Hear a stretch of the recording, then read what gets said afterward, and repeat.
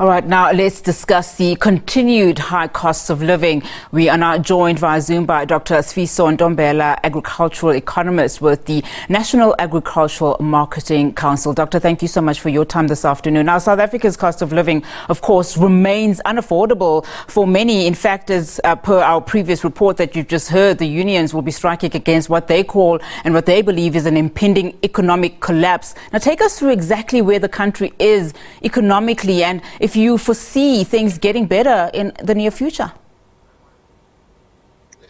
Thank you so much, and good afternoon to yourself. Good afternoon to your listeners. Certainly, it has been one of those challenging years where the cost of living has been skyrocketing in all areas, whether you're looking at the fuel, which tends to inflate all other elements of the economy, or the cost of food and other areas. I think if you're looking at it from the food perspective, we are starting to see some of the most important commodities that has a high weight on the typical food basket starting to come down in terms of the raw material, whether you're looking at the maize, looking at the wheat.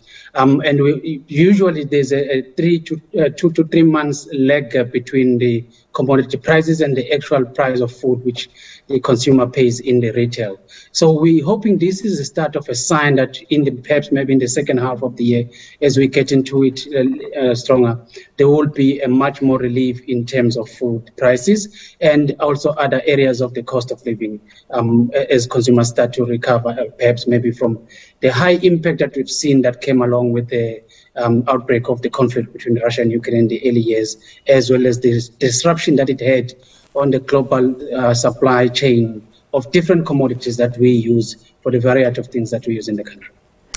Now, let's look at the agricultural sector per se. You know, we know that the movement of cattle in South Africa has been halted due to the foot and mouth disease. Talk us through, about just the economic impact that this disease is having on the agricultural industry specifically. Yes, so the agricultural sector specifically has had some of the challenges that are related to the biosecurity matters. One of those is the foot and mouth disease that is currently being an issue around the cattle. You absolutely correct, which affects the movement of cattle, which also impact the trade that we do with other commodities. We know that cattle, not only cattle, goats, sheep, and other animals that are part of that category. We trade it a lot with the SADC countries. We trade it a lot also to some of the Arabic countries. And what it does, because foot and mouth disease is one of those trade control diseases, that when there is an outbreak, there must be a decisive move from government to ensure that it contains the spread of that disease. And I think the 21 temporary ban, what it does is basically a more proactive approach from the government side, working together with the industry, mainly the different farmers in the animal industries, to ensure that there is a control and you contain the distribution or the spread of the diseases, so that it doesn't continue to even affect in some of the areas that we know are disease-free.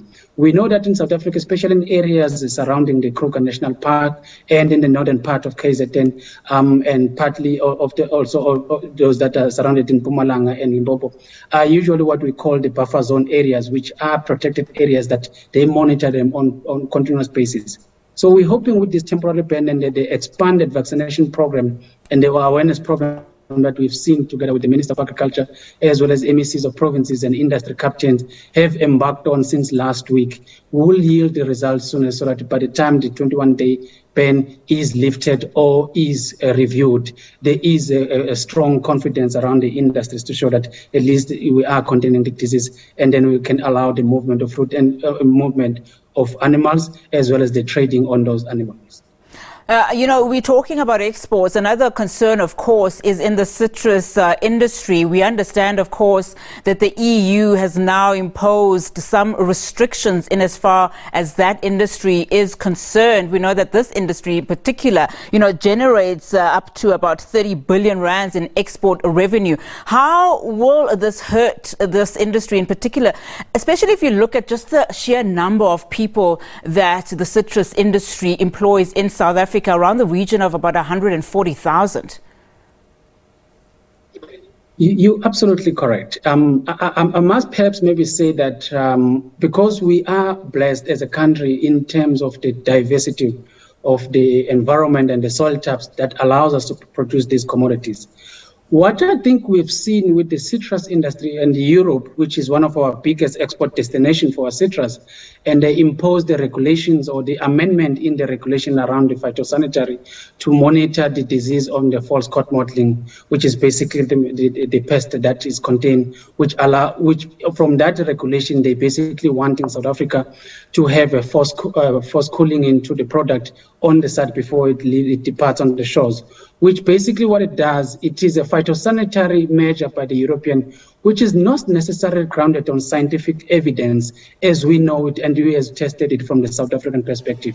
So we, as the government of South Africa, working with the citrus industry and also other stakeholders within the citrus industries, have taken the necessary steps to engage, first continue with the diplomatic routes with the European Commission, as well as looking at those dispute mechanisms that are available under the WTO to assist us to quickly deal with the issue that is at hand to allow the citrus industry to continue being an exporter. As you rightfully said, that it's one of the critical industries that help us to generate foreign earnings that is also critical for the food. So we're hoping that this phytosanitary issue that is currently in place, which we believe can be quickly be solved. One of the immediate issues is really how to unlock or release some of those vessels that were stuck in the European borders, so that it can't be going to the market, and then you reduce or you minimize the impact or the losses that can be incurred by our farmers this side.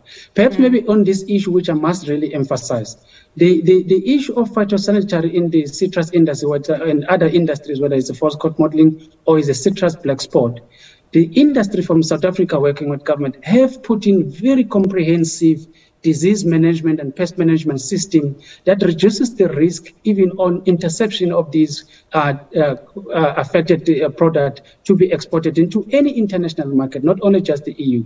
So it is equally important, I think, also with the trading partners of South Africa to also recognize the investment and the efforts that have been put by the South African side to ensure that in those commodities where we believe we have issues of risk around the diseases, we have put those measures in place. We have the PPCB, which is a Perishable Export Control Board, which provide inspection that in line with the international standard on quality safety of the food. And those are recognized across the globe. So we're hoping that as this engagement and diplomatic engagement deepens between South Africa and Europe, they will be able to recognize the risk management policy, risk management strategy and plan that is in place, which ensures that there is no interception or migration of those pests that are in South Africa into our international trade partners. In fact, Dr. Ntombela, I'm very happy that you mentioned, that intertrade within the continent. I think it's very important. But I'm afraid that's all the time that we have, this afternoon. Thank you so much for your time and just unpacking what we are currently looking at in as far as high rising costs. Dr. Sifiso Ntombela, thank you so much for your time this afternoon, sir.